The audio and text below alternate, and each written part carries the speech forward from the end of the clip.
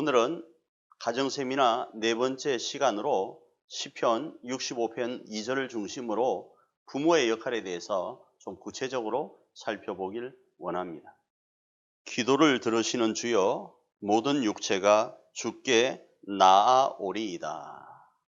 제가 가정세미나를 시작하면서 가정은 계시된 말씀 위에 세워야 하고 가족은 계시된 말씀으로 기능하여야 된다, 이렇게 말씀을 드렸습니다. 그 중에서 부모로 기능하는 것에 대해서 짧게 말씀을 드렸지만 조금 더 구체적으로 말씀을 나눠보기를 원하는데, 자, 부모는 어떻게 기능하라고 성경에서 말씀하고 있을까요? 우선적으로 부모는 우리가 두 방향으로 살펴볼 수 있는데, 하나는 일반적인 방향이고 하나는 계시된 말씀입니다. 그 중에서 부모로서 어떻게 기능해야 될 것인지에 대해서는 짧게 계시된 말씀으로 살펴보았습니다. 그런데 조금 더 구체적으로 살펴보기 위해서는 우리가 계시된 말씀과 함께 이 땅에서는 또 어떻게 부모를 정의하고 있는지도 살펴보아야 합니다. 이 땅에서의 부모는 학문적으로 접근합니다. 그리고 경험적으로 접근하고 전통적으로 접근합니다. 어떤 것이 옳고 그르다 이야기하기보다 경험되어진 것으로 판단하고 정의하여 나간다라는 겁니다. 그래서 아이를 선택할 때 자신이 아이를 선택한다 여깁니다. 자신이 원하는 때에 자신이 원하는 성별로 아이를 선택하려고 합니다.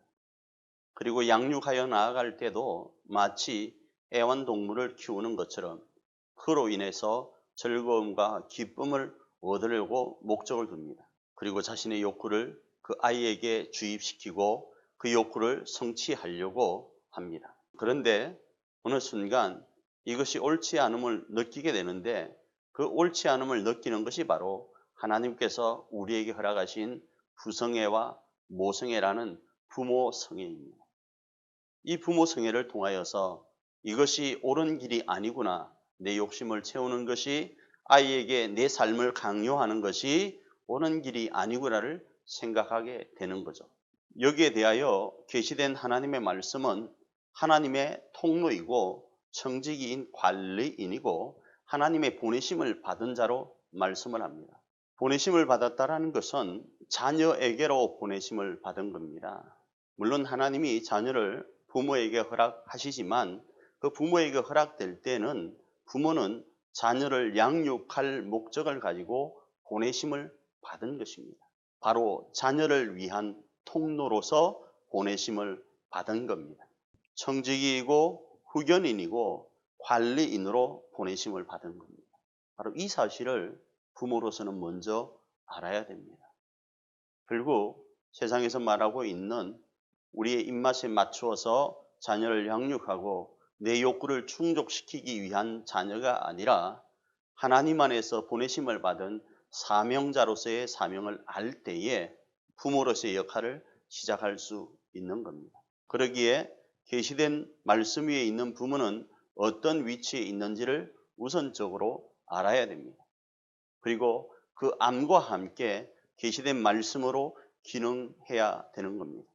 그 관점에서 이제 살펴보면 부모는 생명을 나누어 주는 하나님의 통로입니다. 여기서 생명을 나누어 준다라는 것은 단순히 우리의 살과 피만을 나누어 주는 것을 이야기하지 않습니다. 그 아이를 출산하고 양육하여야 합니다. 양육하기 위해서는 그 아이를 알아야 합니다.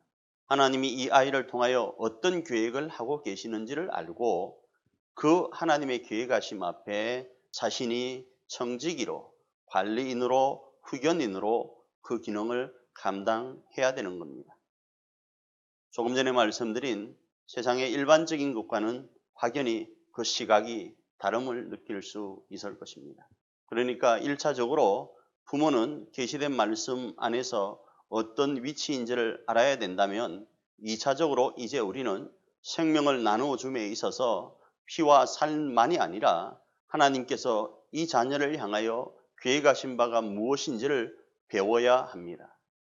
그러기 위해서는 자녀에 대한 배움도 있어야 되고 우리 자신에 대한 배움도 있어야 됩니다. 우리가 가지고 있는 기능과 은사가 무엇인지를 알아야 되고 자녀에게 하나님께서 허락하신 기능과 은사가 무엇인지를 알아야 됩니다. 이러한 배움이 없이는 세상의 방식과 마찬가지로 기준 없이 행동하게 됩니다. 내 감정 따라 행동하게 됩니다. 원칙 없이 행동하게 된다라는 겁니다. 자녀의 환경과 여건에 따라서 자녀가 반응하는 모습에 따라서 나 역시 반응하면서 가장 사랑하는 자녀에게 상처 어린 부모가 되는 것입니다. 그 속에 한 예를 살펴보면 바로 우리의 참 부모이신 하나님이 우리를 향하여 어떻게 하셨는지를 살펴보면 이해가 됩니다. 바로 오늘 본문의 말씀에 나오는 것처럼 기도를 들으시는 하나님 말입니다. 여러 표현으로 하나님에 대해서 말씀을 드릴 수 있겠지만 오늘 시편 65편의 말씀처럼 우리의 참 부모이신 하나님은 우리의 기도를 들으시는 분입니다. 우리의 약함도 아실 뿐 아니라 우리가 무엇을 원하는지를 살피시는 분이 우리의 참 부모이신 하나님이십니다. 오늘 부모로서 어떻게 기능할 것인가 다른 여러 가지 생각하기 이전에 아이의 소리에 귀 기울일 수 있는 부모이기를 원합니다.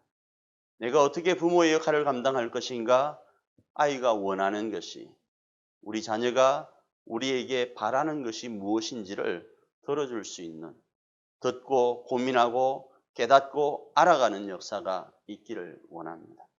그래서일까요? 세상에서는 다음과 같이 말합니다. 내리사랑이라고요. 하나님도 우리를 내리사랑하셨습니다.